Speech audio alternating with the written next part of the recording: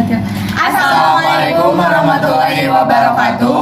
Perkenalkan, kami dari kelompok 1 mata kuliah Pendidikan Pancasila yang beranggotakan Saya Nur Ajijah Revi Januar. Saya Muhammad Fadil Zahri. saya Riani Amaraningrum. Saya Hilman Hidayat. Kita di sini akan membahas tentang fenomena di Indonesia yang ketimpangan sosial yang nantinya akan kami kaitkan dengan nilai keadilan yang ada dalam ideologi Pancasila. Indonesia merupakan sebuah negara kepulauan yang terdiri dari beribu-ribu pulau besar dan kecil dengan luas tabah kira-kira 2 juta kilometer dan jumlah penduduk yang keempat terpadat di dunia setelah Cina, India, dan Amerika. Fertilitas atau kelahiran merupakan salah satu faktor penambah jumlah penduduk di samping migrasi. Jumlah kelahiran setiap tahun di Indonesia masih besar. Jumlah bayi yang lahir setelah tahun 2000 masih tetap banyak jumlahnya tiap-tiap tahun. Jumlah kelahiran bayi di Indonesia mencapai sekitar 4,5 juta bayi. Angka kelahiran yang tinggi inilah yang menyebabkan meledaknya jumlah penduduk di Indonesia. Jumlah penduduk yang banyak ini tentunya menimbulkan banyak masalah, antara lain kemiskinan, masalah pendidikan, dan lain-lain. Hal yang seperti itulah yang memicu timbulnya kesenjangan sosial di dalam kehidupan masyarakat. Kesenjangan ini dipicu oleh adanya kemiskinan yang merajalela dan kurangnya lapangan kerja di Indonesia. Adalah sebuah negara di kepulauan terbesar di dunia. Karena sebab itu, Indonesia memiliki bermacam-macam agama, budaya, dan lain-lain. Indonesia memiliki 17.504 pulau, 1340 suku bangsa, 742 bahasa daerah, 7.241 karya budaya, dan 4 ras yang ada di Indonesia. Namun dari banyaknya suku, agama, budaya, dan ras memiliki hal yang negatif yang dapat menyebabkan kita terpecah belah, yaitu kesenjangan di dalam masyarakat Indonesia. Indonesia memiliki banyak jenis kesenjangan yang terjadi di masyarakat Indonesia, mulai dari agama, budaya, politik, hukum, dan masih banyak jenis kesenjangan yang terjadi di antara kita. Kita sebagai masyarakat Indonesia harus melakukan sesuatu yang dapat mengurangkan kesenjangan yang terjadi di Indonesia. Mulai dari langkah kecil, yaitu toleransi. Karena dengan kita memiliki rasa toleransi, pasti orang di sekitar kita akan ikut untuk toleransi, dan pasti masyarakat sekitar akan sanggup menghargai kita. Lalu, apa itu kesenjangan sosial? Kesenjangan sosial adalah suatu keadaan ketidakseimbangan sosial yang ada di masyarakat yang menjadikan suatu perbedaan yang sangat mencolok, misalnya dalam aspek keadilan. Namun, apakah itu kesenjangan sosial? Kesenjangan sosial sering juga disebut sebagai ketimpangan sosial karena ketidakseimbangan masyarakat, sehingga terlihat perbedaan yang mencolok dari berbagai sisi. Bisa juga dikaitkan dengan ketimpangan dalam segi kekayaan, pendapatan, dan juga ekonomi. Hal ini dikarenakan kurangnya lapangan pekerjaan di Indonesia, sehingga pada akhirnya banyak sekali tenaga kerja yang tidak terpakai atau pengangguran, sehingga kemiskinan menjadi semakin meningkat. Kesenjangan sosial merupakan fenomena yang sudah tidak asing lagi untuk dilihat, apalagi di negara Indonesia.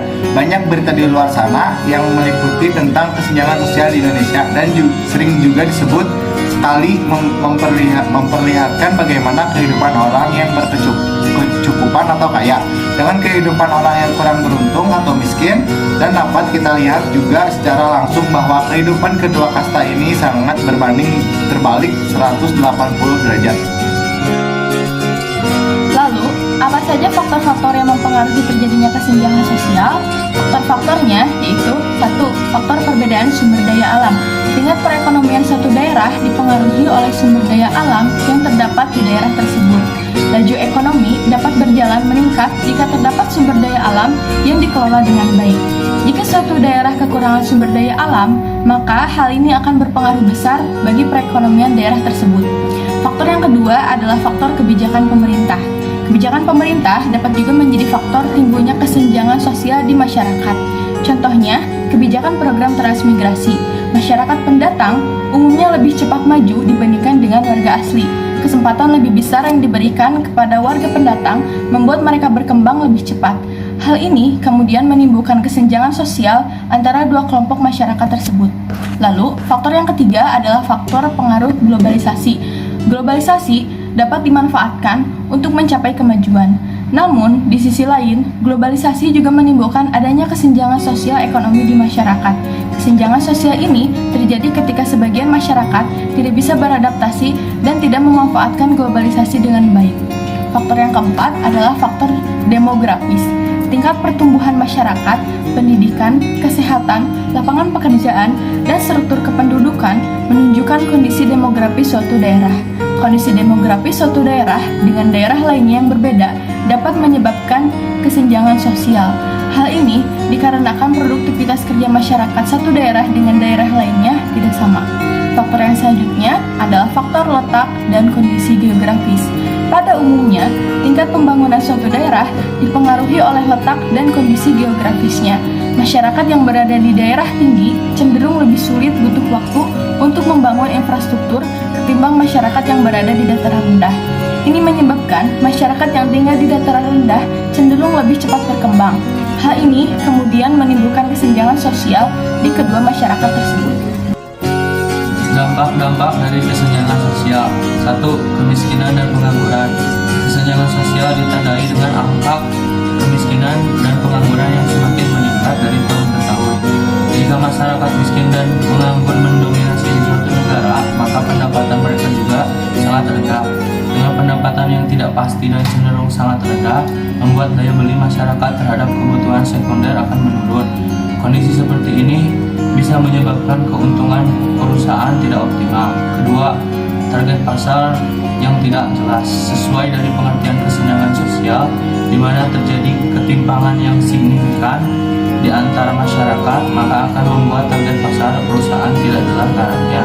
Jika perusahaan memiliki target pasar untuk kalangan menengah ke bawah, maka akan cenderung merugikan perusahaan karena daya beli mereka cenderung tidak stabil. Akan tetapi meskipun perusahaan memiliki target pasar untuk kalangan menengah ke atas, tidak menjamin perusahaan akan mengalami keuntungan. Meningkat kalangan elit di negara Indonesia lebih menyukai belanja produk luar negeri dibandingkan dari industri dalam negeri. Ketiga, mencari tenaga kerja yang kompeten. Kenyataannya meskipun banyak pengangguran di Indonesia, namun banyak perusahaan yang mengaku kesulitan untuk mendapatkan tenaga kerja yang berkompeten.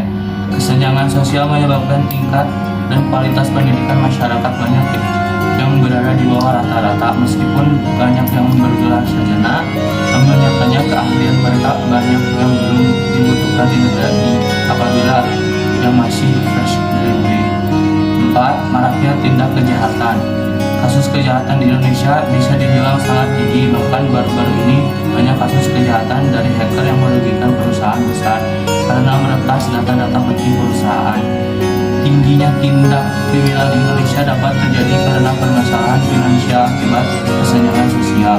Sampai saat ini ekonomi menjadi salah satu faktor terbesar penyebab seseorang atau sekelompok berbuat kejahatan. Kesenjangan sosial tentunya memberikan banyak dampak negatif bagi masyarakat.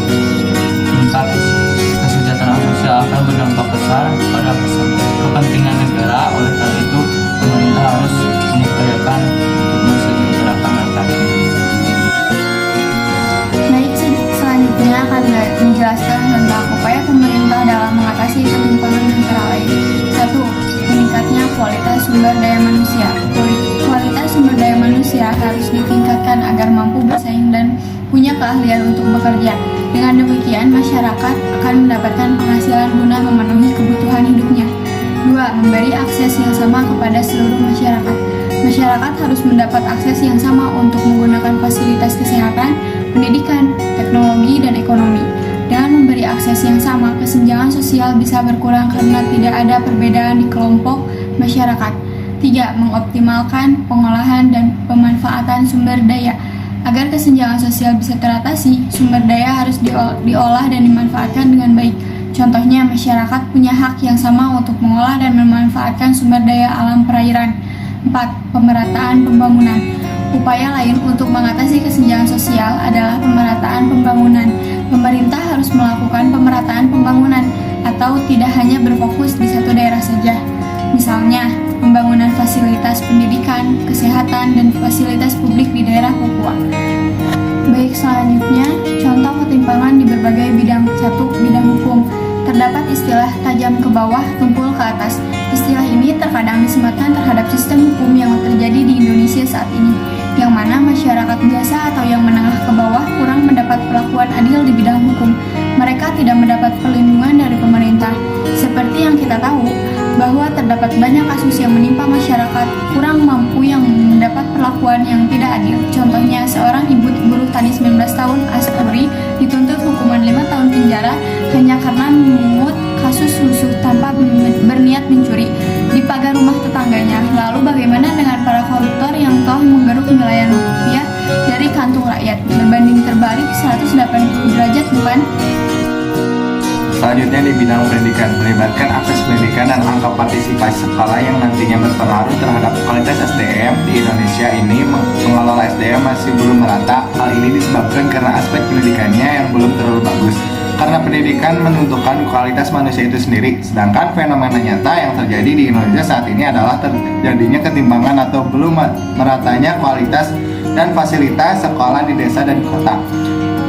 Selanjutnya di bidang kesehatan, contohnya sulitnya mendapatkan fasilitas rumah sakit yang lengkap di daerah terpencil Indonesia, serta belum meratanya imunisasi wajib di daerah terpencil.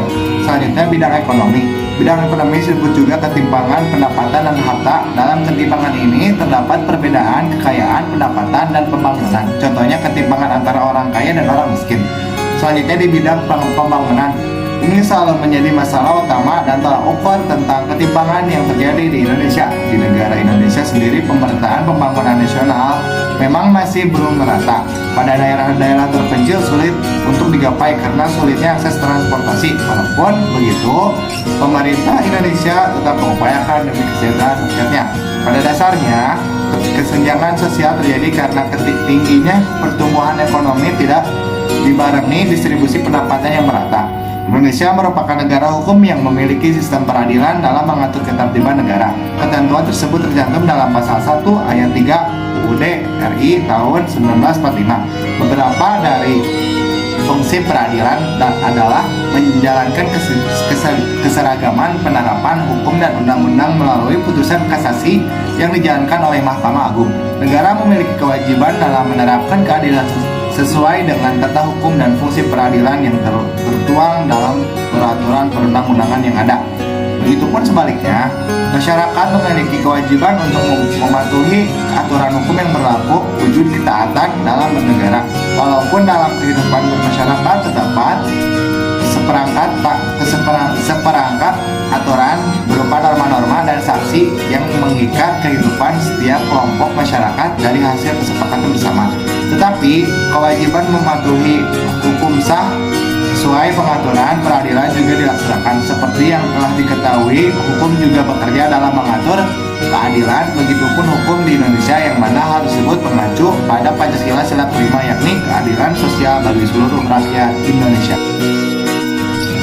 Namun, kita semua tahu bahwa istilah keadilan selalu bertentangan dengan istilah ketidakadilan.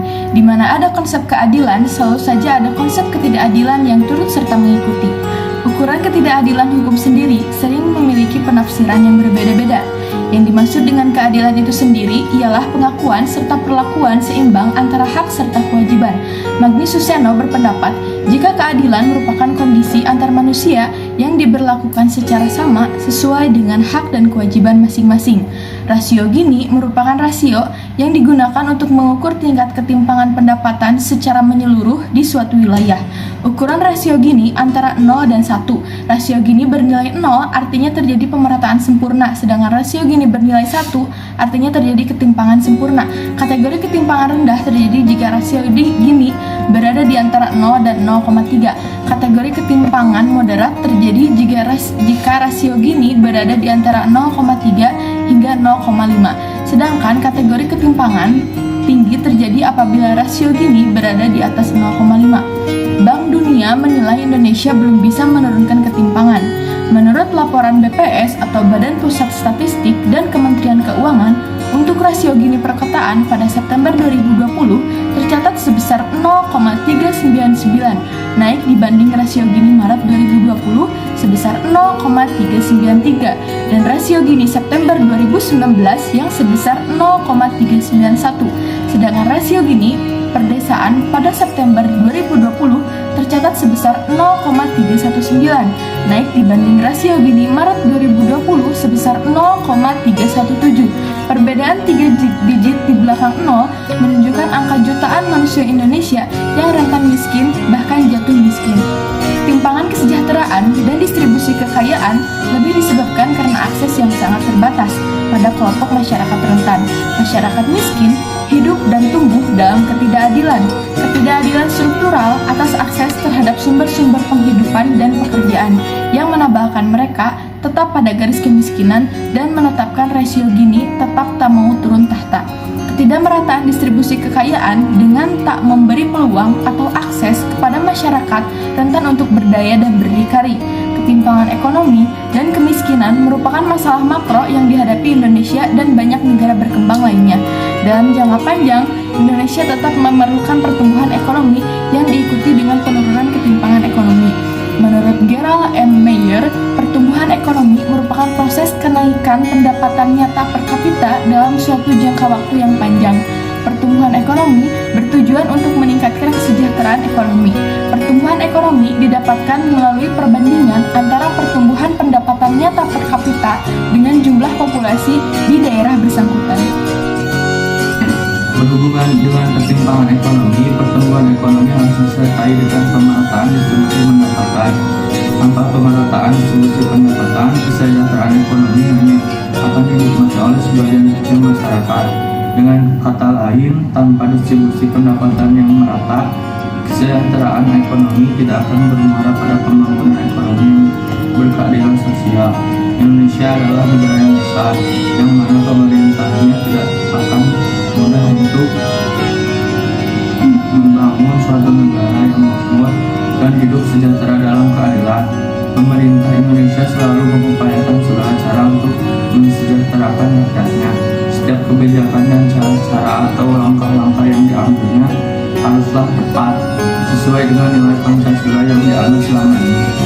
Karena Indonesia sendiri adalah negara demokrasi yang menganut ideologi Pancasila yang diakui dan diterapkan sejak lama. Sebagai generasi penerus bangsa, kita harus menjaga keaslian dari nilai Pancasila itu sendiri. Jangan sampai kita melenceng dari nilai Pancasila yang dianut selama ini. Walaupun masalah ketimpangan ini belum menemui titik akhirnya, masyarakat Indonesia harus tetap mengupayakan serta bekerja sama dengan pemerintah untuk mewujudkan kemakmuran dan kesejahteraan rakyat. Seperti yang kita tahu bahwa ketimpangan ini sendiri berkaitan erat dengan nilai keadilan dalam Pancasila, tepatnya dalam sila kelima yang berbunyi keadilan sosial bagi seluruh rakyat Indonesia.